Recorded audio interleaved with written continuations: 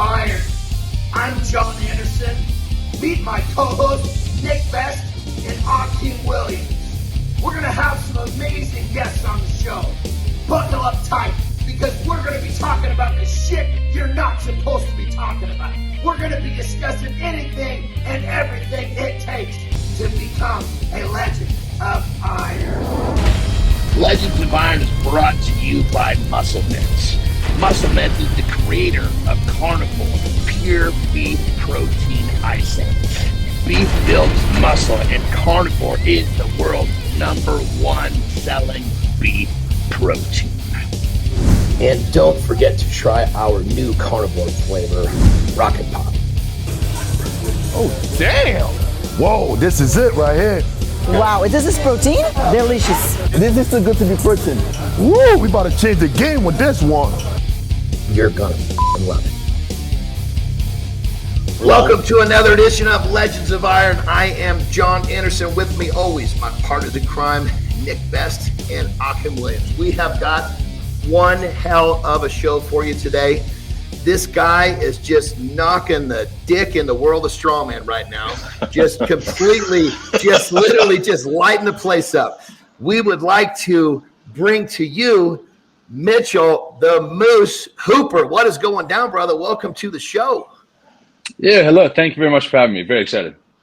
Yeah, we're excited to have you here, brother. We got to just go right to the jump. I mean, you showed up to World's Strongest Man this year, and the only way I can describe it is you just kicked the dick into that whole goddamn show, man. Talk to us about how that went for you. I mean, you were just having this amazing experience. Talk us through what that was like for you. Give us your monologue. Tell us what you're thinking. It must have been so goddamn exciting. I can't wait to hear it. Yeah. You know, it was really good. It's a backtrack from the Invites Awards. I was sent an email saying, you know, you're a potential. Then 2 weeks went by and guys started posting their invites and whatnot. And 2 weeks after that, I was told I was a reserve. And that was probably the most stressful 2 weeks of the whole experience, trying to know if I was in or if I was out.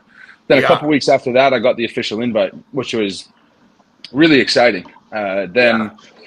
You know, then I got the group of death, and I sort of had I had my thoughts, I had my ideas, and you know, I'm very objective with what I'm capable of. So the day before the first day of the heats, I was sitting with Colin Bryce around the fire, and he was talking about the path for me to get through to the finals, and talked about who I might be able to beat if I came third in my group, who I might be able to beat in the stone off, and I sort of went through event by event and said, I'm pretty sure I'll win this group, to be honest with you.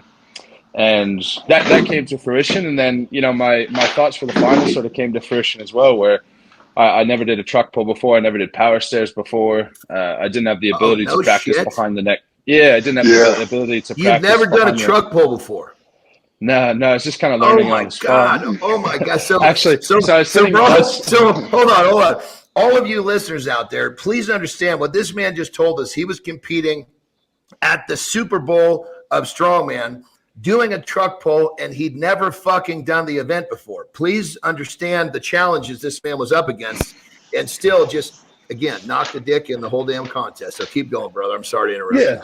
Well, and to give some perspective to that, because there's been a bit of backlash on why didn't you pull a truck before, and it was only my 5th competition ever. So hold on.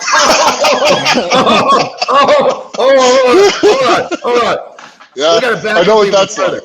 Okay, so not only never pulled a truck, this is the fit, like 5 is in fitting on this hand. That was the Super Bowl of Strongman was your 5th ever competition. That's insane, brother. Holy shit. Well, that's how good he is. That's literally how good he is. Oh, I didn't know that, brother. The strongman world is in big trouble here. If that's your 5th contest, just imagine what the 7th is going to be like. You know? Well, no pressure, but so the final started coming into it in the video before the groups came out. I predicted the whole thing on a YouTube video, and I said I think I'll come somewhere between 3rd and 6th. And I think even though I hadn't done it before, I underperformed on the power stairs. Just a really stupid mistake on that. I think I should have won that event. A stupid mistake on the stones. You know, I think if that competition was run the next day, just having the experience of doing all the things once, I think I would have come 2nd or 3rd, to be honest. Wow. What do you think your mistake on the power steers was?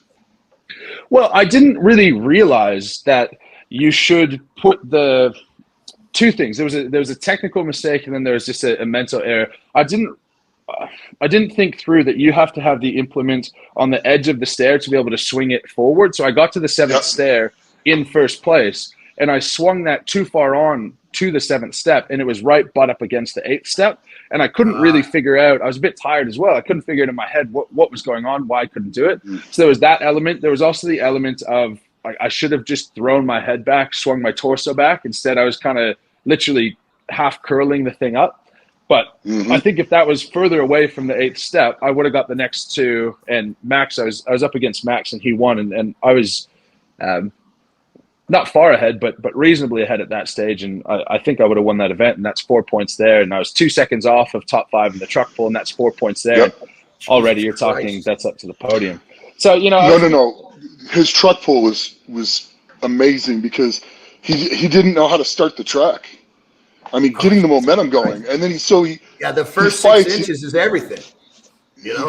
He gets the momentum and is able to accelerate the truck in an area of the course that guys aren't accelerating in. They're already at top speed, and still comes in with a really fast time. What is your height and weight, brother? I'm 6'3", about 315. So you're not one of the giants, and you're just extraordinarily powerful and clearly gifted at the sport, brother. This is going to be fun to watch you develop. Oh my God!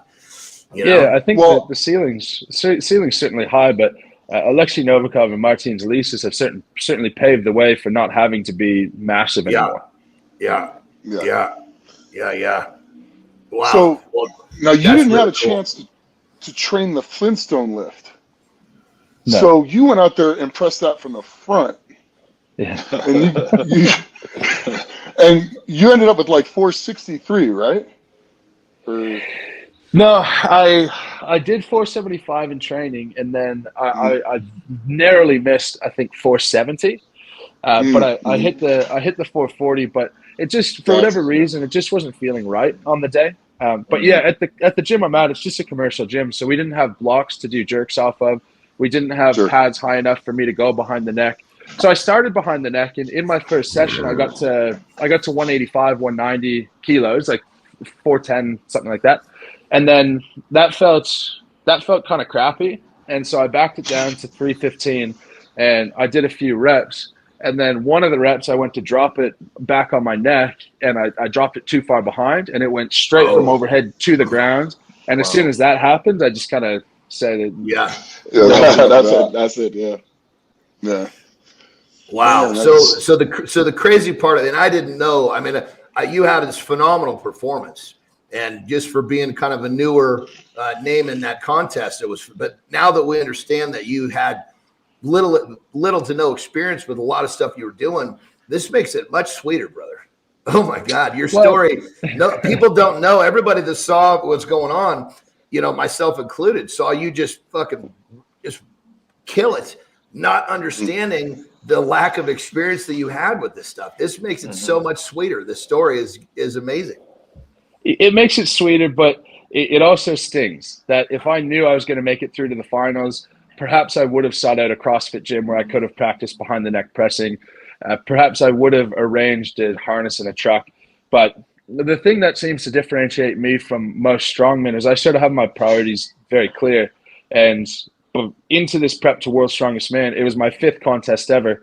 And you got to think, yes, it's World's Strongest Man, but anyone who it's their 5th contest ever, are you going to start commandeering a truck and carving out entire days to go drive 2-3 hours to go to a proper training facility? And for me at the time, it just wasn't worth it. And moving forward, it probably will be because there's a lot of leverage that can come from it. Yeah. But at the time, it just wasn't worth it. And there's just some people who don't understand that. Yeah. Yeah. Well, brother, I'll tell you now that you're on a different platform, spending that little bit of time to go do that is really going to start paying you in a big way in competition. And obviously, coming the way you did, people love new faces coming in hot, and you are definitely that right now, brother. So, pour on the steam, and this is a great platform for you to grow in terms of an athlete and for a business too. Good for you. Yeah, well, I think, and Nick can attest to this. I think throughout the whole experience, I allowed myself to have more fun than anyone else. And I've Mm-hmm. been through a lot of Yeah. sports, and I'm just enjoying the hell out of all of this, however long it lasts. How old are you, brother? I'm 26. Oh my God! It just keeps getting better. I'm waiting for some sort of chink in the armor, but it just gets better and better. You're young, very little experience. You're just fucking cock strong. I mean, and cock strong is like the best compliment, like because there's those people that are strong, and then there's people that look strong, and then there's people that are just so much stronger than they look, and that's cock strong, and that's what you are, brother. Holy shit. Well, he's also got a 475 kilo deadlift too. Oh, mercy. Yeah. Okay, he's lightning fast. So He's let's just lightning ask, fast. is there a weakness in your repertoire here? Is it just the fact that you're so new? Is that the biggest weakness there is? Yeah, that's the glaring weakness. The weakness that I thought would show up at Worlds would be nerves, but that didn't exist at all at any stage. Recovery was really good, so all of those sort of physiological characteristics are really good. But yeah, it's just the stuff that I haven't been exposed to before, the things I haven't done. Like I didn't train Atlas stones with Tacky through my whole prep to World's Strongest Man because I was doing them in my mom's basement. I didn't want to get tacky everywhere on her. So just really basic stuff that I gotta, I gotta get a little bit stronger and a lot smarter, and I'm going to be pretty hard to beat, I think.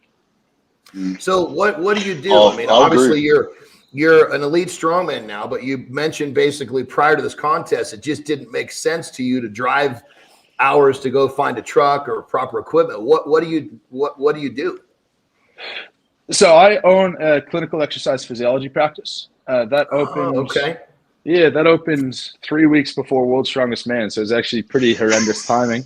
Oh my God. And so that's my Jesus real passion. Christ. So I have two businesses at the moment. One is the clinical exercise physiology practice downtown in my hometown, and the other is the online business that's tied to strongman. And my intention with the online business was basically to quit that when I moved back to Canada to start the practice. But when I started seeing the mental health benefits that people get from strongman, it was too good and too meaningful to give up. So I talk a lot about how strongman's not my world, and I don't put a lot of weight into professional strongman competitions aside from the leverage that you can get from gaining a following, gaining an audience. But what I have a lot of respect for, a lot of reverence for, is at the community level when you have people who've never exercised before, maybe someone who's never had anyone cheer for them before, and they'll go try and deadlift 60 kilos and you'll have 20 people going crazy for them. And that's really a life-changing moment for that person. Yeah. So that's the bit of strongman Yeah. that's deeply ingrained in me and what I really love. Wow. Wow. This story just keeps getting better and better, brother. Oh my God. So you're young, you're basically an entrepreneur, you're strong as hell. You basically kind of at the front end of all of these really great things in your life. This is you're clearly one of those guys that, when you set your mind to something, you do it because everything that you're doing well, Yeah. Well, I do my best to do that, but it's also very scary to have things that could fold on you like a deck of cards. Like I could get hurt and strongman could go away. So that's why that's why I'll always speak in however long strongman lasts, or if I'm able to go to the next World's Strongest Man, because only athletes will understand you could pop a hamstring off the bone and never be in condition to compete again. So I think it's really important to keep it in context of you are who you are, not what you do. Yeah. No, that's pretty wise for a young man. I got to tell you, man, that you're talk to us about your education. You strike me as a guy that's done. You're probably well studied. Yeah. Yeah, I did my bachelor's degree in human kinetics at the University of Guelph. So I got my Bachelor of Science with honors there. Then I was the head strength and conditioning coach for a pro basketball team here in Canada. After that, I went to Sydney. So that's why I was in Australia for a while. And I did my master's in clinical exercise physiology down there, which, like I said, is exercising people with injuries, chronic conditions, and preventing chronic conditions. And then, just clinical practice after that. But Yeah, I think I've spoken with this a fair bit on other podcasts, but I think there's a blessing to having a history of mental health issues to an extent, and it's never been anything crazy bad. But uh, I think more about why I'm here and what I'm doing than other people. I think for that reason, because there has been times when I have to come up with a reason of why I'm here and why I'm doing what I'm doing. And I've also had a lot of failures. When you could look at successes on the surface and say, I played college football, I ran marathons, I did bodybuilding, but with college No football, shit. I was supposed to go pro, and I gave it up because I didn't like it. With marathon running, I wanted to qualify for the Boston Marathon, and I didn't end up qualifying. With bodybuilding, I came literally last place in my division. So yes, on the surface, they're crazy successes, but they're also things that I've given up, and I've had to strip myself from identifying with what I do. Yeah. Question. There was a rumor you're a really good golfer too. Yeah, I was at 16. I was a +2 handicap, and Jesus Christ. All right. I think this show's going to turn into us asking you, what else are you good at? maybe an easier question to ask is, what are you not good at? When I was 14, I went down to Florida, and I don't know if any of you guys know who Sean Foley is. Does that ring a bell? Yeah. It rings So a bell. he was Tigers coach during his prime, and he ran a golf school for teenagers. Basically, you went to high school and spent your time golfing and learning under him.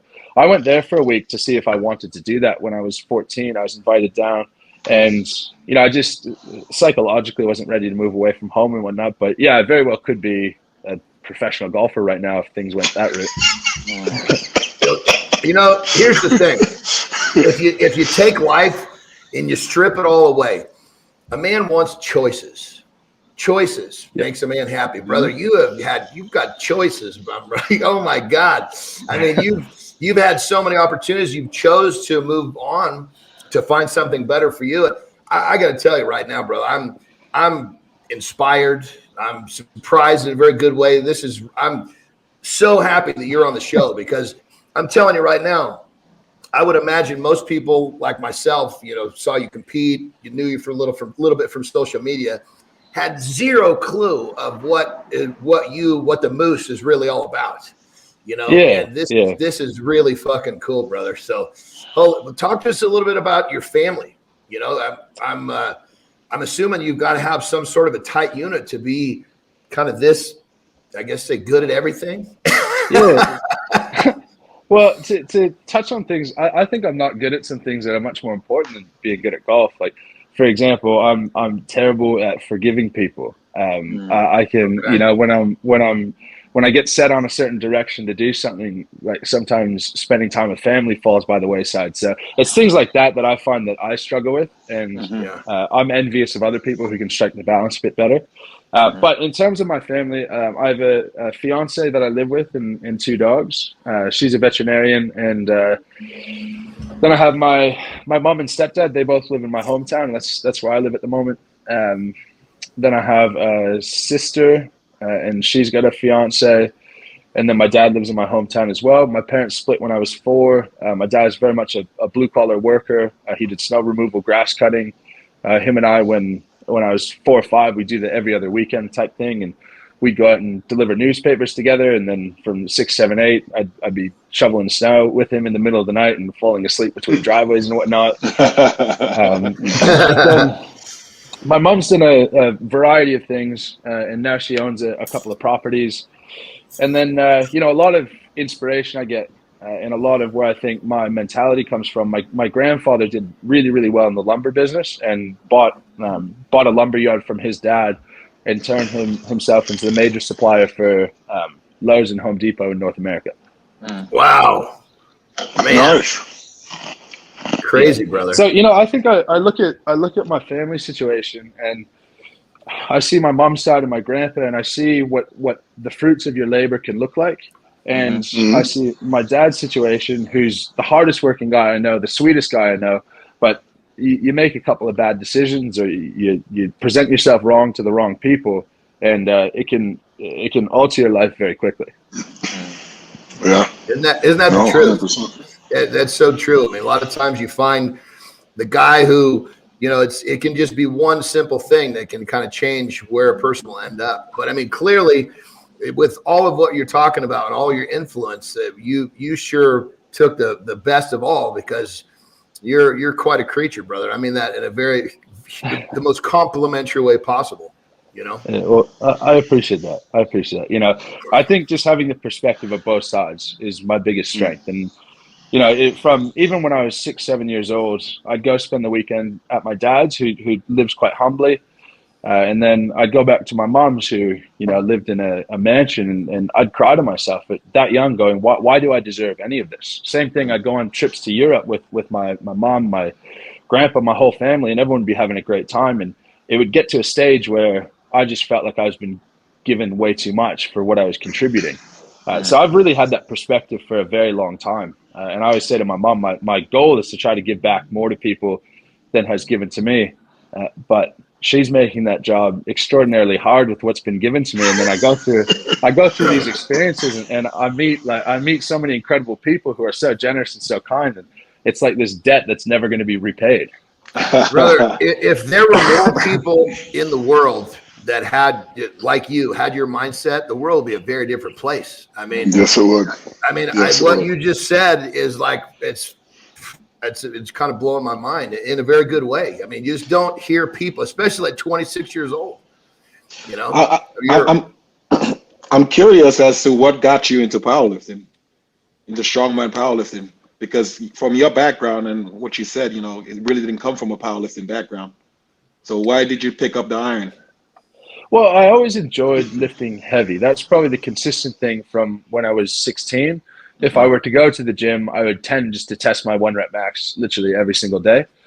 Well, were you like a crazy strong teenager also? Ish. I mean, I have some funny videos of like a trap bar deadlift of 600 pounds. I was 18 at the time, trap bar deadlift 600 pounds. The worst squat you've ever seen in knee wraps of 500 pounds. So I wasn't strong like some of the teenagers you see now. Fairly strong, but I just seek to objectively improve myself in some way consistently. And I think what's important about that, and what bodybuilding really taught me, is if you do anything off of how you feel, you're always going to end up in a place where you're not happy with the result, because you can talk yourself out of something. So that's where marathon running came into play. And then I just happened to stumble across a gym that did powerlifting, and that was another great way to fulfill that objective. And then I did that for 6 months. I found it, I won the Australian Championship, but I found it pretty boring, just the 3 lifts, and it took away all athleticism and all of that. And then that just naturally evolved into strongman. Gotcha. So talk to us about you've done Worlds was your 5th contest. Yeah. Talk us through the first 4. 2 state qualifiers and 2 state championships. In my first competition, I qualified for the Amateur Arnold's in Australia, and that got canceled. Then my next competition was a qualifier for the New South Wales state title, and I won that one, narrowly won that one. And then I won the New South Wales state title, again, pretty narrowly. And then I did ACT states, which is just the neighboring state in Australia, and I won that. But it was mostly after the New South Wales state title. That sort of synced up with when Worlds was. And I looked at the numbers that I was doing, and I looked at the numbers that those guys were doing, and just objectively, I said, I'm pretty sure I belong there. Pretty sure I could be there. Wow. That's crazy. I mean, literally 5 contests, your 5th contest, 4 contests, and then to the big show. And the fact that you have the mindset, like you just explained, you just kind of objectively broke it down. Like, I belong here, and you showed up and you managed all of your nerves, and you had a good time, and you performed like a champ. Brother, this is some like serious, like, I guess you just mental fortitude to kind of sum it up. I mean, you've got the mental toughness, but you've also got the way to objectively look at things and recognize where you should be, and then go do it. Yeah, and it's also the flip side's really important as well, in understanding what you can't do. because then you don't put pressure on yourself to do that. You don't get worried about doing things that you're not capable of. But I wish, it's just, I find a lot of comfort in objectively looking at anything. And like, to the bane of my fiance's existence, if we get in an argument, I'll go straight into it, like, well, let's take emotion out of this. What makes logical sense? What's actually just Well, you're not gonna win that one. You're not gonna win that. Yeah. How does that work for you? Does that work? Is I know if this works somehow, I want to know how to do it, because I've tried that and I fail miserably. You could put conflict resolution firmly in the category of things I'm not great at.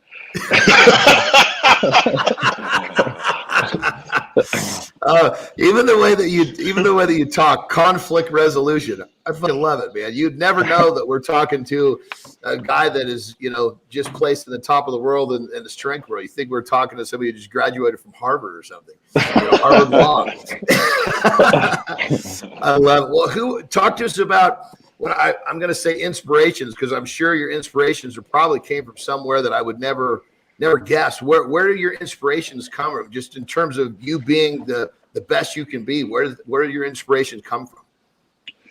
I don't have a good answer. I have a lot of reverence for people who are good at many things. And someone like Elon Musk, who has no real reverence for what other people have done before, and he's just going to give a crack at whatever he feels like giving a crack at. I think that's really cool. But I don't look to one person and say that I'd like to emulate them in this way or them in this way. Certain people would have certain facets that I would really respect. But I just try to find my own compass in a certain way. Yeah, that's pretty evident when watching you do things. You can definitely tell you kind of go about things in that you kind of figure it out, analyze it, and then execute, and it shows. Yeah, and you'll see about it like that. I think you can observe someone doing something, and say you could observe people's behavior at World's Strongest Man, and you could deduce a lot of things about that person just through their behavior. For example, you will see guys changing their warm-up routine because they see someone else doing a different warm-up routine. You will see guys jumping into the ice bath because they see Brian Shaw jumping in the ice bath and Luke Stoltman. So I might as well jump into the ice bath. But I've never been the person to look at the herd and think that the thought of the masses is a good idea. And that's probably a weakness. And in the past, I've probably spent more time going against the grain for the sake of it than I need to. Interesting. Okay. Interesting. I'm sure that's what makes you unique, man. That's what makes you who you are, So yeah. Well, I think there's a lot there's a lot to be said for just not following the masses just because that's most people. Mm-hmm. Most people are happier standing in line they don't even know what they're standing in line for, but they're happier standing in line because everybody else is there. Mm-hmm. If I think I probably side with you in the fact that I tend to go more against the grain, largely just because it's what people are not doing. And I don't like to find myself standing in line. I don't feel like that's where I'm at my best. But what kills me about this episode so far, brothers? Normally, ask questions and you kind of have an idea what's coming back at you when you ask the question. This one, your answers have been like I couldn't have guessed any of them. This has been totally. I mean, from a standpoint of listening to somebody talk, this has been a very exciting 27 minutes 54 seconds. So I love it, brother. If you take my professional ambition and my real purpose, when I want the general person to extend their health span to match their lifespan, I find if that's my mission, then I have to behave in a consistent way. And a really good anecdote is if I can go be one of the world's strongest men, and I can not scream, I can not have someone slap me, I can not act like a wild banshee, and show people that, like, yes, if you see me in the gym, the weights are going to be louder because they're heavier, but I'm also the first person who will smile and ask you how things are going. And I think it's people who look like me who scare a lot of general people away from the gym. I would scare my mom away from the gym if she didn't know me. And if I can have a 1% impact on changing that perspective and you look at me as one of the most experienced people in the gym who might be able to lend a hand, and that makes one person more comfortable to head in and get a workout in, then I'll consider myself pretty fulfilled. Wow, That's awesome. This is awesome. fucking profound shit here, man. This is really, really cool. I mean, I'm literally just enjoying listening to you talk, because you're really, I'm sure our listeners too, you're just, what you're saying helps kind of change the dimensions of what normal, everybody kind of has this generalized perspective, and you're really turning that around, brother. Really, really powerful stuff. It's a blessing and a curse. I think I just think about things more than other people, and I can't switch my brain off. I can't switch my brain off to why I'm doing something or why I'm behaving a certain way or why someone else is behaving a certain way.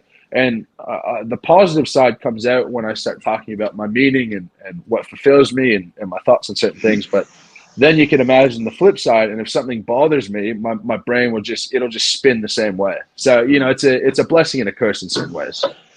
Yeah. So how do you control that?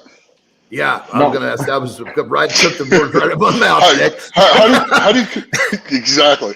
How do you control that or get your head out of that kind of like groove when you need to get out of that groove? How do you get out of that groove? Not well. Okay. It's and when it's a curse, I still accept that it's a blessing.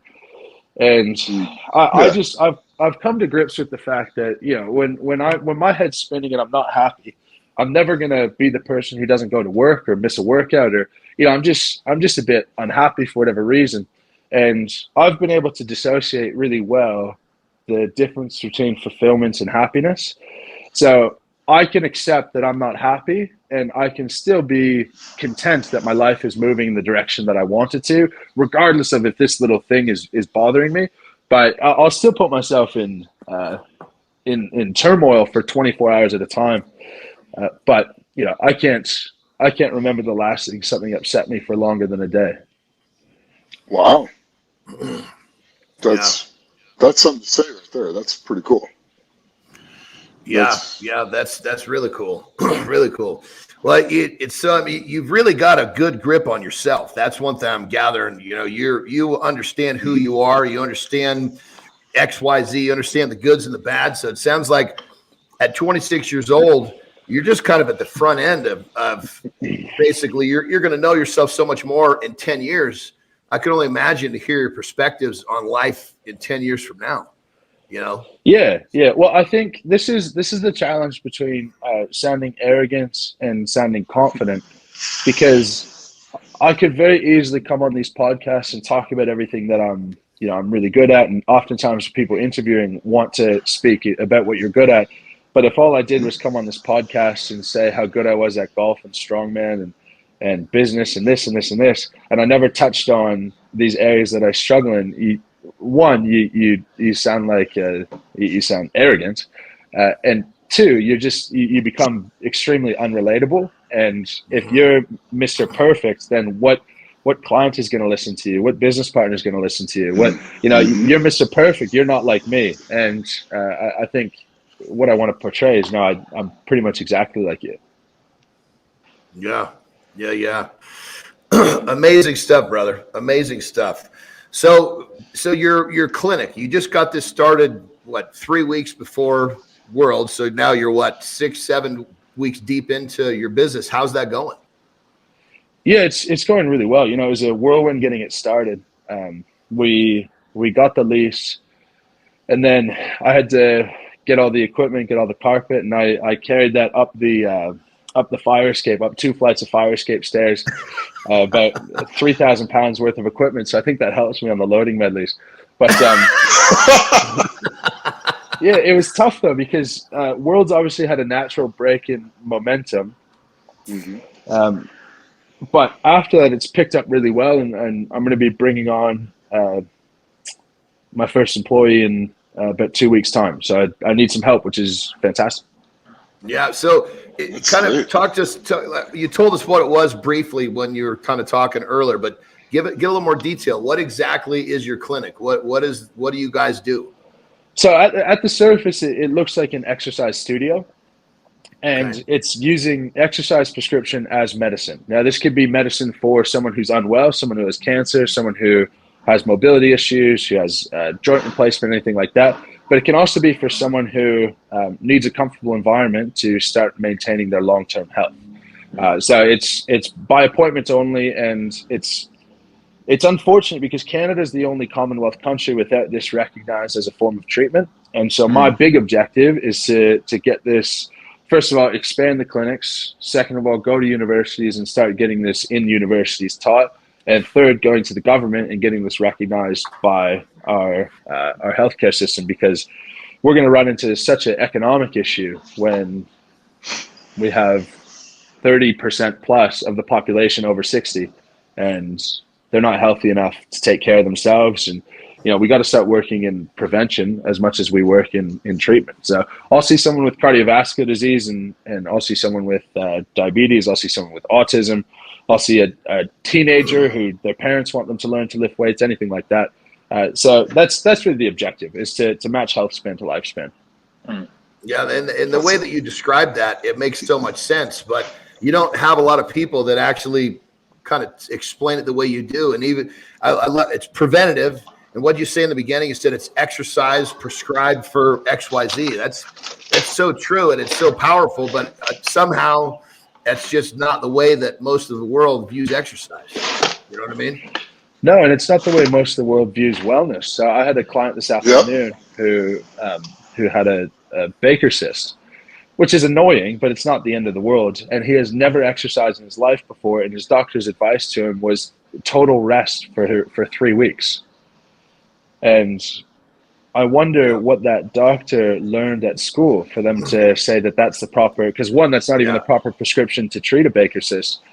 Two, how many other things can you do that don't even involve that area? So it's something that certainly needs to change, but you have to speak to people in a way that they'll hear it. So I need to get very comfortable, very familiar with the economic side of it, when one day I end up in front of the person who makes the decision of if they're going to spend money on it. Yeah. What is obviously, you said in Canada, there's all these hurdles you're going to get through. Like in America, exercise is so misunderstood to the point where it's like you said, exercise can be so preventative with so many things. But is it the same in Canada as in the U.S., where it's just like the furthest thing from what most people see is furthest thing from what you just said? Is it the same way up there? I wouldn't say it's the furthest thing. I certainly don't think it comes to a lot of people's mind when they think about their health. I think they think about they might think about the factors that exercise could improve. But some people will be surprised when you say that exercise helps control diabetes. And if you have cardiovascular disease, exercise will prevent diabetes, for example. And if you have cardiovascular disease and you're on beta blockers, you'll actually never improve your aerobic capacity. So that's your new maximum. And how much more do you want that maximum to go down when you can't get up 2 flights of stairs? True. Yeah. Yeah. Well, I'll tell you, brother, we need more people like you, kind of fixing the balance that's so screwed up, because what you're saying is so true. And if we had a lot more of this, we'd have a lot healthier population, Yeah. But, I look at someone like Arnold, and he isn't a particularly, well, he is now. I suppose when he was bodybuilding, I don't think he was thinking about much other than bodybuilding and looking as good as possible. But I think most of us, if not all of us on this call, he would have had an influence in us getting into the gym. Actually, maybe Nick, you're the same age as him. I don't know.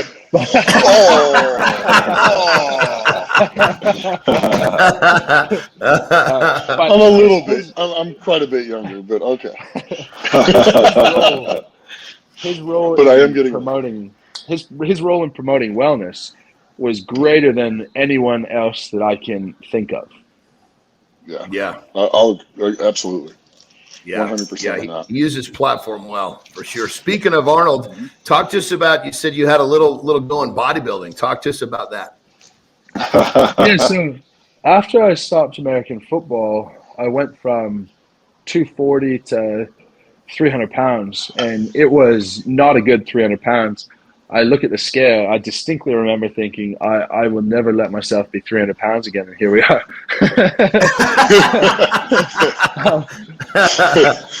And you're a little heavier than that. Yeah, that's right. Shame. And I started losing weight. I started, I was fairly consistently training even when I got heavier. And I kept going down and down and down. And I got some really good advice that stuck with me from my high school weightlifting coach. And he was a bodybuilder. And he said to me, like, are you going to do a show? And I said, I'll probably do one next year because I'm not sure. Like, I just don't think I'm ready yet. And it's off a really big cut and whatever. And he says to me, you have no idea what's going to happen in the next 12 months. Even if you come last, at least you've done something. And that's something that's really profound to me and has really stuck with me since. And, you just gotta take every opportunity that comes to you. And I call it a yes policy. Until I have kids and I have people that I need to put before me every day, other than my fiance, I will say yes to anything. And it's got me into some very funny situations, unique situations, meeting people you never thought you'd meet. And it's really, ever since that day, it's one of the best things I've ever done. So it sounds like it was quite some real good personal growth and understanding of just kind of your progression. That's really cool, Yeah. So how has that gotten you into trouble, and what's the craziest thing that's led you into? Well, it's not crazy in the sense that, most people would think of it and you ended up in jail and whatnot, because there's obviously still a moral compass with it. But the best story is probably I had a client in Sydney who was a sailor, and I had never sailed before, and he asked me if I'd like to go sailing with him. And I said, sure. But he's not talking. That's right, 100%. I literally, that was in my mind. I have to. And he's not talking sailing leisure. He's talking sailing proper racing, right? And so you're on the speed cranks for the sails. Yeah, 100%. And we're doing this in the Sydney Harbor. First time we go out, we couldn't get the Hetzel up, like the big front one. So that was kind of a flop. The second time we go out, we end up coming second in our category, I believe, which was awesome, really successful. Third time we go out, we're heading out towards the mark, and there's a boat ahead of us coming back from the mark. And there's all these rules on the water of who has right of way that I have no idea. I still have no idea. And somehow there's this really odd crosswind where we're heeled over to the right, and they're also heeled over to the right, coming the opposite direction. And our masts end up colliding. All of the rigging gets caught in each other. Their mast snaps in half. There's about 300 kilos of mast hanging above the boats. Two of our guys go overboard. Whoa. One of our guys, because their boat had twisted, its nose is on top of ours. One of our guys straddles the boat and tries to push it off. The boat goes into his leg. Blood-curdling scream. Okay, you're a moron. And I'm hanging onto the top rail, just watching the whole scene unfold. Like, how did I get myself in this situation? Right. So you're thinking your yes policy got a little sticky here. No, these are the best things, right? And man, I'm glad I asked. These boats. That was a great story. These boats cannot get untangled from each other, and we start just literally just drifting around the Sydney Harbor wherever the wind blows us. And I don't know if you guys have been sailing before, but you can imagine when the wind hits the mast, it keels the boat over really hard. Yeah. And you can imagine when two boats are tangled together, twisting, and the wind goes from tilting them one way to tilting them the other way. So it was insane for about 2 hours trying not to hit the things. Then we end up hitting a parked boat. And then this happened at about 6:30 p.m. and about 3 p.m. we got tugged, or sorry, 3 a.m. we get tugged by this tugboat, and my captain had to call the harbor master, who he was personal friends with, to get this approved, and we had to get tugged as a rig, like at the two together, past the Sydney Harbor, under the bridge, and over to safety. And I have this fantastic picture that someone took of the two boats tangled together with the whole Sydney Harbor in the background. And I can't wait. I'm going to blow that up and have some type of quote and put that up in my office. But something like that is like lifelong memory that I had Oh no my God, business yeah. being there. Wow. That's a story. That's a story right there. Holy smokes. That's crazy. So you also mentioned high level football. Yeah, yeah, Talk to us I about that. played. Well, I played a little bit of football as a kid, probably grades 7, 8, and my dad coached it, and it was okay. And then I played it up through high school, and I was just naturally quite good at it in high school. Then I sort of had the choice between going and playing Division One golf in America or playing American football in Canada, and I chose the sexier option, which was playing American football.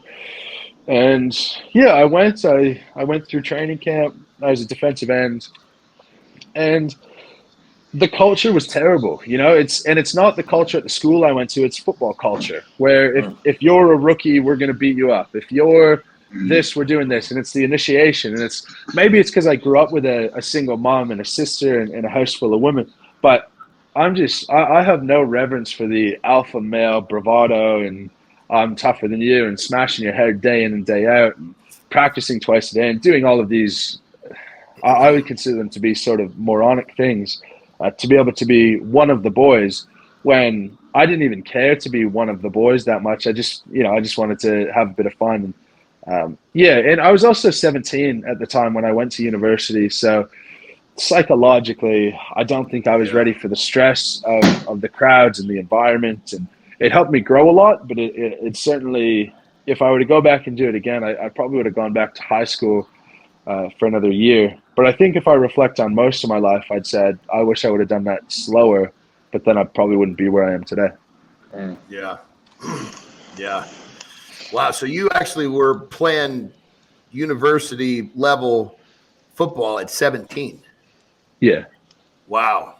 That's Yeah. crazy. Not that well. It was not an illustrious career by any means. But But you I were got on good the enough to field. be I made there. the team. Yeah. Yeah.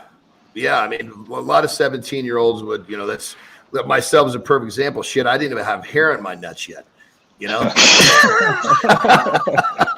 So, the thought of playing college anything would have been a dream, But You're saying you grow hair on your nuts? I shave it now. I wish I didn't grow. All those years I couldn't wait to grow hair on my nuts. Now I shave it. Isn't that? It's just one of those things in life, It's just a visual we don't need. Yeah, Sean.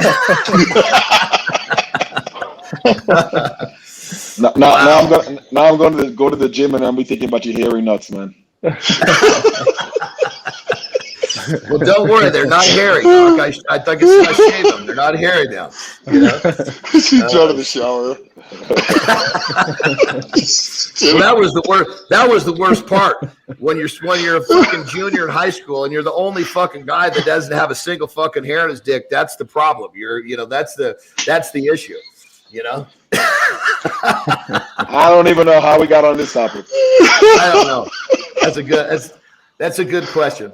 Anyway, so basically, you made it to university level football, but it just kind of wasn't for you based upon the culture, as you're saying, correct? I think broadly speaking, psychologically, it wasn't something that I was ready for, and the culture contributed to that. The pressure contributed to that. You're a kid living at a home for the first time, and you're trying to navigate so many things, and I wasn't prepared for what I got myself into. I actually think you would have probably made a better golfer.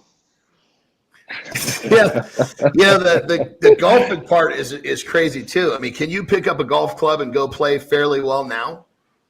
Yeah. I still play on a well, I can't say semi-regular. It's the thing that makes me happiest to go do still to this day. And Really? I posted a video last week. I was at the range with my fiance, and I entered one of my best friends in the city here. He's a professional long driver, so I entered a comp with him about 2 weeks before World's Strongest Man. So I still love to swing the club. I'm probably about a 10 handicap at the moment, which is pretty good for a casual golfer. But yeah, I love to get up to the course as soon as I find time to do it on a regular basis. I have a golf membership my clubs are always in my car in case I find time to go do it. And yeah, there's nothing more relaxing than heading out there and smacking it around. When did you start golfing? Young, really young. I picked up a club for the first time when I was 4 or 5. Oh, wow. Then competing and playing very regularly, I was probably 12 or 13. Wow. So when you had a shot to go do that school/golf with Tiger Woods, coach, you were like one of those elites that at that age, you were kind of one of the elites that was getting a possible opportunity that most kids would die to try to get to, correct? Yeah, 100%. And, you know, I went down there, I enjoyed myself. I played really well. But I don't know, for whatever reason, and only in retrospect did I know that was why I was down there. I thought I was down there just to, you know, hit the ball and have some fun and whatever. And my mom did a phenomenal job of painting it that way, because I think as a kid, that's sort of how, and then she sort of sussed out how I felt about it afterwards. And I think the right decision was made there, to be honest, because I really enjoyed my time. But was I ready to live away from my mom? Absolutely not. Yeah. Yeah. Right. Yeah. That's a big step, you know. I mean, you mentioned basically being raised by your mom and having your sister around. I was kind of the same way. My mom raised me, you know, so I got a really strong connection to my mom as well. And so I remember even at 18, having that separation was kind of tough, let alone you're talking about being 14, you know? Yeah. And it's something that you have to learn it. And if I think forward to when my kids are of the age when they'll move out, and, you know, I think that's something that parents probably don't educate their kids on enough. And I think too much is made of the logistics and who's going to do your laundry, and you need to learn how to cook your food. And I think not enough is made of this is going to be a really difficult emotional time, because I didn't know how to cook that well. I didn't know how to do laundry that well, and that never bothered me. But feeling lonely and not having that same support system were the things that really sort of got to me. Yeah. So you picked up your first golf club at 4 or 5 years old. By 14, 10 years later, you're basically at that age one of the elites. What was the process? Did you just play? Did you have a coach? How did that whole thing unfold? Yeah, I had a coach, and I think the driving factor for my mom was that golf season lined up with football season. So if she kept me golfing, I wouldn't play football. So I think that was the incentive, and I think that was really quite intelligent, actually. And yeah, so I had a coach for probably 3 or 4 years that I went to consistently, and formed a really close connection with him. Really, yeah, like I said, got to a really good stage. And I just, after 14, I just sort of petered off being as serious about it. I think as football started to pick up a bit and priorities shifted from, you know, playing as much sport as possible to seeing if you can get a girlfriend and whatnot, and going from there. Yeah, the interests start to change a little bit. Yeah. Yeah. And golfers at the amateur level do not get great girlfriends. No, but they do pretty well at the pro level. They do unbelievably well. Yeah. Very true. They do very well. So talk to us a little bit about the diet that you've kind of used over the course of you know, clearly you're as strong as it gets. What's been your staple of what's your methodology of dieting? Well, I have a calorie target and a number of times to eat per day target. So I try 6,000 calories, eat 5 times a day, which means that I need 1,200 calories a meal. In terms of protein, 300 grams is sort of my minimum. And if I'm eating 5 times a day, that means 60 grams of protein per meal. Essentially, that's what I base everything I do off of. And other than that, it doesn't matter to me too much. I have concern for my health. And I don't want to be a strong man who's 30, 40 kilos of fat. And, you know, I even if it meant pulling 505 to weigh 180 kilos for 6 months, I'm not ready for the potential repercussions of that. So I'm really lucky to have a meal prep sponsor who gives me food, like just little pre-made food. I have a meat sponsor who I'm really lucky to have, who will give me premium steaks, salmon, chicken, all that type of stuff. And then, just filling in the gaps.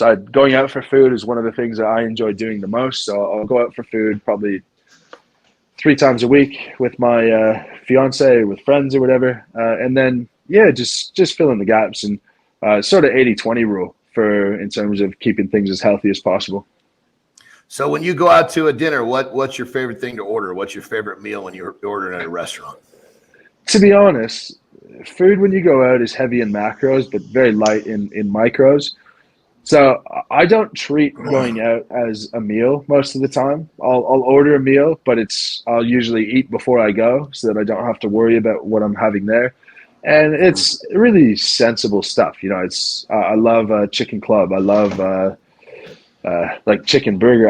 I just can't get my head around eating fried food for the most part.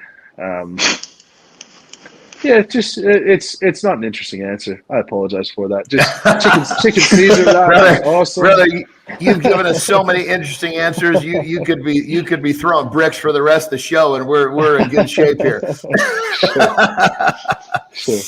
Yeah. I'm also not prepared to. I'll see some guys who go out and order 2 meals and whatnot. I don't care how much money I make and how much I'm worth. Spending $150 because your ass needs to order 2 steaks because you want to feel like a big man just doesn't sync up with me. I've seen plenty of that. There's also the element of I don't like to stand out in ways when I don't bring it upon myself. I don't want to stand out. So if someone comments on my size or something, it's sort of like, oh, okay, I get it and whatever. But the comments from the waitresses and the people you're with, if you're ordering the biggest steak on the menu, oh, I bet you eat that. I bet that's half a meal for you. It's just, I just think it's so stupid. I can't handle it. I'll tell you, brother, for one of the strongest dudes on the planet, man, you really kind of sit back and you kind of hide away from and I don't mean that a bad thing. You kind of separate yourself is a better way to put it, from all the stuff all the stereotypical stuff that goes along with being a big, strong dude. You really keep yourself separated from that. And it's very unique, very interesting, and quite very inspiring. I mean, we don't get a lot of people in your shoes that have this type of position on, life in general, but even some of this stuff like we're talking about, in many cases, when the waitress says, oh, blah, blah, blah about the steak, most people are pushing deeper into that, So, well, reflecting on the World's Strongest Man experience, I'm not near as proud of my 8th place. I wouldn't even be near as proud of a first place, in all honesty, as I would be to be considered for the character award, and as I would be when my mom was in tears because so many people came up to her and said how well I treated them. So that it's who you are. It's not what you do. And forever that will be the case. And it helps me in competition, and it'll help me tremendously when I decide that I'm done with strongman, and I will not have an identity crisis because I'm just being who I am the whole time. Yeah. Yep. Absolutely. I tell you, brother, you've been putting some really, really cool perspectives into this show, and I think our listeners are going to love it. We've had you on here for almost an hour. I know you're a busy dude, but got a couple more questions for you. So, and I'm really interested to hear.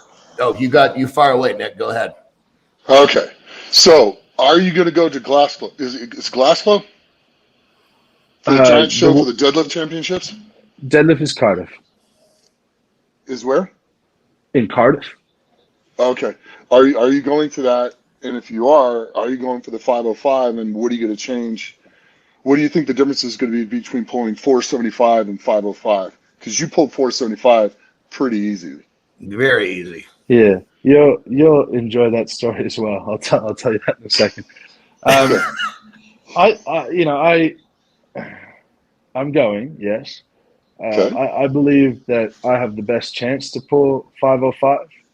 I believe the chance is greater than 50%, and I think if I needed to pull 510, the chance is still greater than 50%. And I'm happy to explain the logic on that. I want to hear it, please. So if you just strip everything back and you take training age in terms of strength sports, I've been in strength sports for 2.5 years, and when I pulled 475, I was in strength sports for maybe a year and a half, right? Nuts, So man. Nuts. let's consider the strength side of things, and even if you're just reasonably training for that period of time, for a relative novice, you would expect a 10% increase would not be ridiculous for someone of that training age. And I don't expect to have increased my strength 47.5 kilos, but we're starting to talk into territory where, okay, that seems reasonable in and of itself. Now, with the deadlift, the deadlift comp that I did when I pulled 475, 2 weeks before that was Static Monsters when I set the world record there.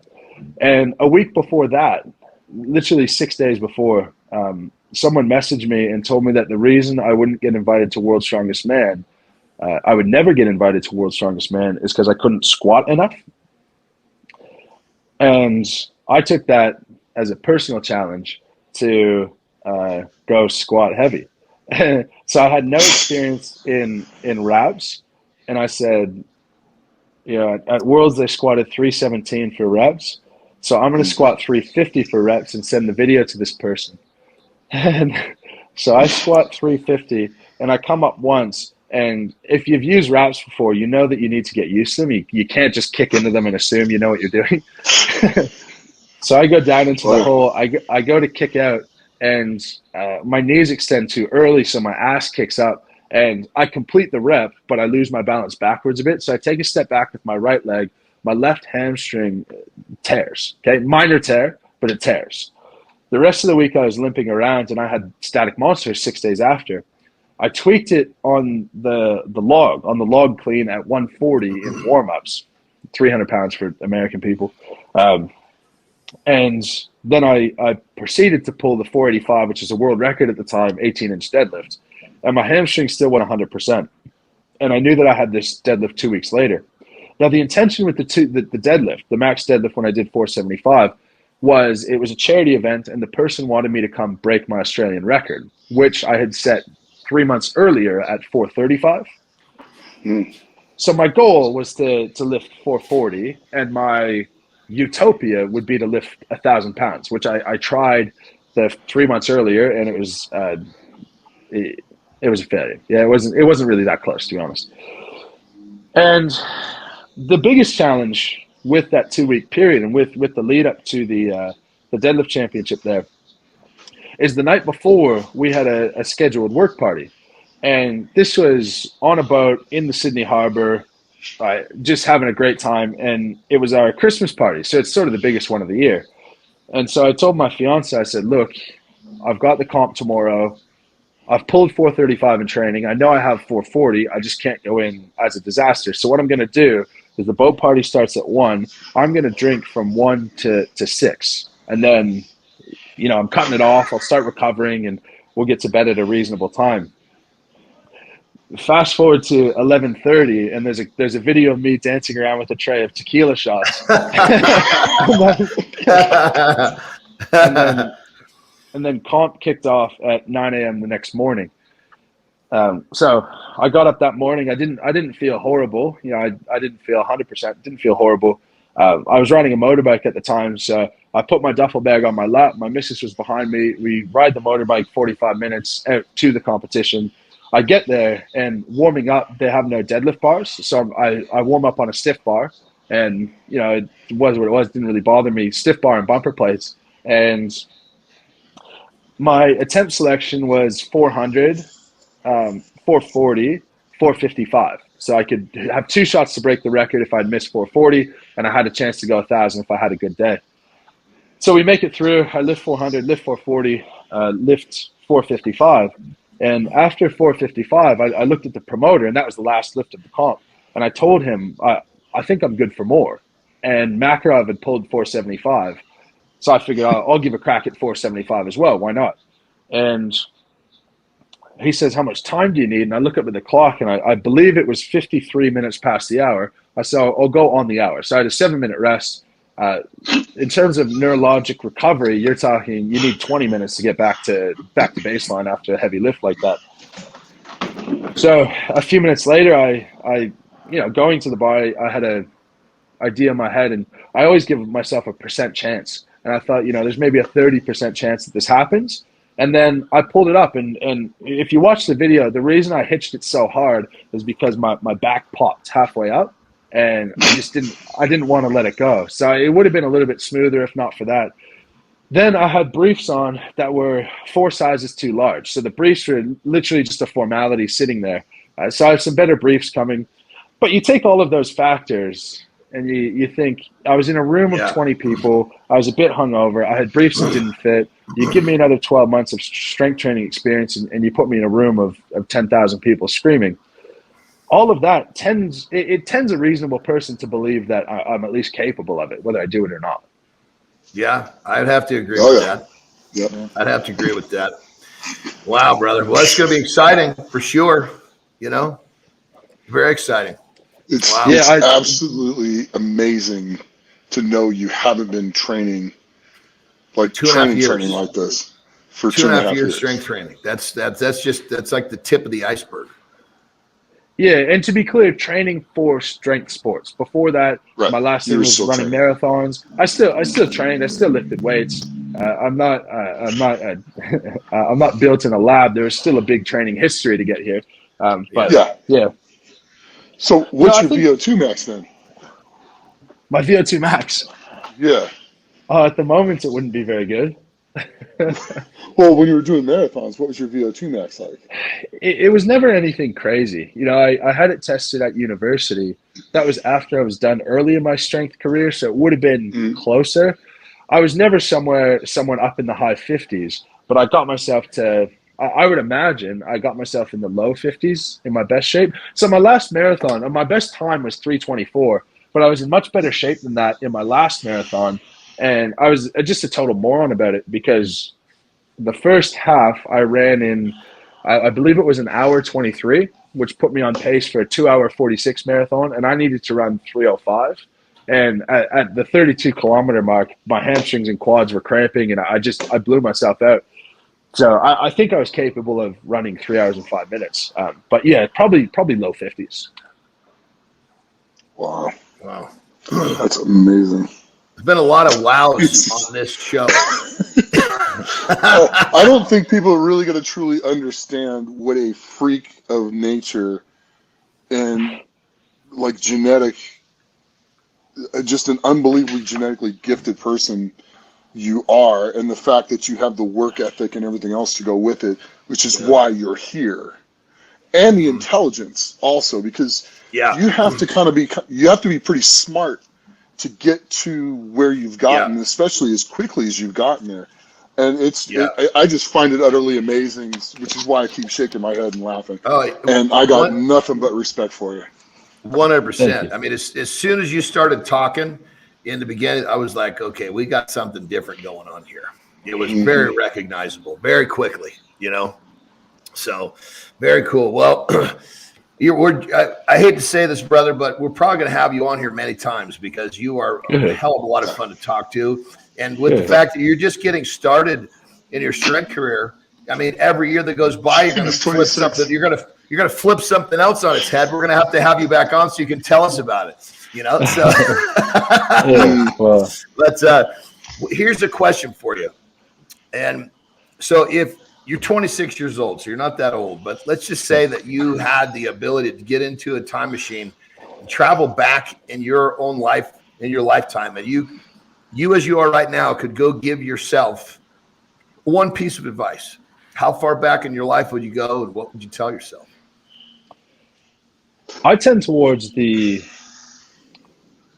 semi-common answer of, I appreciate the lessons that I've learned the hard way. But if I could go back, when I was 15, 16, I wasn't really a nice person. I got along with a lot of people, but for a long time in my life, I thought that I could accomplish what I wanted to on my own. And I thought if I was smart enough, I could present ideas good enough that people would listen to me, whether they liked me or not. And I thought if I ran a business, the best way to progress that business would be to crush everyone around me and succeed that way. And if I could nip myself in the butt at 14, 15 and give myself the advice that you actually can't do anything with your life without the love, support, and respect of a lot of other people, I would have benefited greatly from that.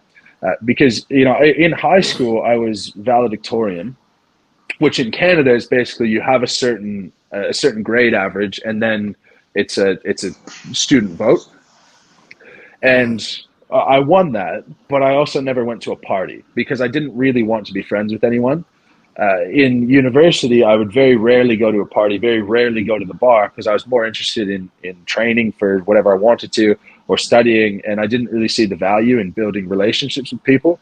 And only towards the end of my undergraduate degree did I realize how important that was. And that was a large element of why I went to Australia, because I knew that I needed to learn the lesson of building connections. And I thought the best way to do that would be to go get off a plane, know nobody, and see how many friends you can make. And one of the most meaningful experiences of my life was I hosted a going away party for myself and just invited some friends over to, say goodbye and whatever. I was able to invite 6 people to that party, and 1 person showed up. And that really gave me a reality check of, who you were.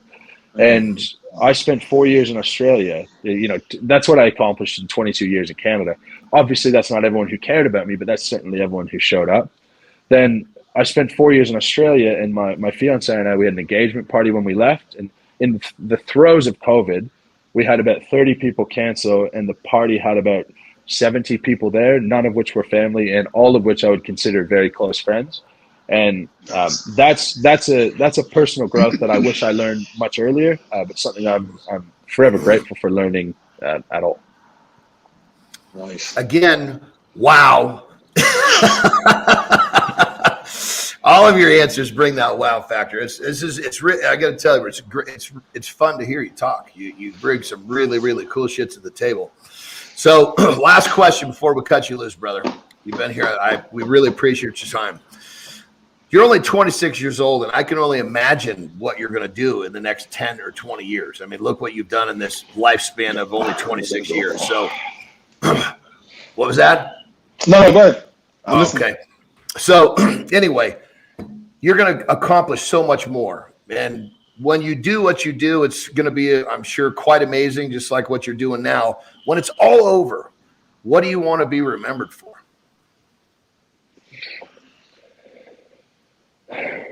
I can't boil it down to one thing, really. I first and foremost want to be remembered as someone who's just generally a nice person who treated people well. I want to be remembered for someone who made a meaningful impact on people. And when I think meaningful impact, I don't think about you inspired me to hit a new PR. I think about you inspired me to reach out to a family member I hadn't spoken to. You inspired me to go for a walk when I was in my bed and didn't want to get out. I just want to be remembered for making some type of change. Very nice. Very nice. Well, brother, really cool, man. I got to tell you, it was like I said, a lot of fun having you on the show, and I know we're going to have you come back again because you are a one interesting creature, to say the least. I've been told that my whole life in a variety of undertones. So that being said, before we wrap it up, Nick Ock, do you have anything for the Moose before we cut him loose? I almost feel like I can't call your nickname. It's just so not fitting now that I know you much better, brother. Mitchell is so much better. I feel so much better saying Mitchell than the Moose now that I've talked to you. So forgive me if I don't use your nickname moving forward. No, that's the nickname. The nickname was just given to me, and I'd much rather be Mitchell than the Moose, and I don't mind it. But Mitchell in my book, brother, that's for sure. If you look at the animal, the moose, he kind of fits that character, though. It's like a mythical beast. You fit that. The mythical part, yeah, that's for sure. Yeah, the beast, yes. I guess there's a little tie there, but I'm going to go with Mitchell. It dissociates. When you become a nickname, you become the athlete, and I'm not the athlete. Yeah. That's not after talking here, I so agree with you, brother. Athlete is one little sliver of your existence, and any of our existences. It's just some people find that out a little bit too late. Yeah, very true. Yeah, absolutely. Well, I I just wanted to say thank you for taking the time to come on. And this is going to reach a lot of people, and thank you so much for doing this. Yes. Yeah, well, thank you. I mean, like I said before we started, the best thing that I can get from this entire strongman experience is exposure, is leverage to be able to pass on the messages that I want to put out there. So I have all the time in the world to come on and do something like this and speak to the people who listen to you. Right on. Ak? Right on. Well, thank you very much. No, I just want to say thank you for coming on, and it's been a pleasure, hearing your story, and I just wish you continued success in the future in everything that Thank you do. Thank you. Yeah. I mean, our show is about, motivating people to be the best versions of themselves. And I got to say, brother, you have taken a different spin on, I mean, the motivation that people are going to get from this episode is going to be very unique, in a very positive way. So I got to say, me personally, I am so happy I got a chance to talk to you, because this was, you really said a lot of meaningful things. And I think you're going to get a lot of people thinking in a way that they need to think. So I appreciate your time, appreciate your words, your wisdom. And that being said, like I said, we're all about motivating people. And I think you brought a different level of motivation. And thank you so much. There you have it, as another edition of Legends of Iron, everyone. If Mitchell did not get you thinking a little differently, I don't know who the hell will. So thank you for watching. Thank you for listening. We will see you next time. Legends of Iron is brought to you by Musclemint. Musclemint is the creator of Carnivore, pure beef protein icing. Beef builds muscle, and Carnivore is the world's #1 selling beef protein. And don't forget to try our new Carnivore flavor, Rocket Pop. Oh, damn. Whoa, this is it right here. Wow, is this protein? Delicious. This is too good to be protein. Woo, we about to change the game with this one. You're gonna love it.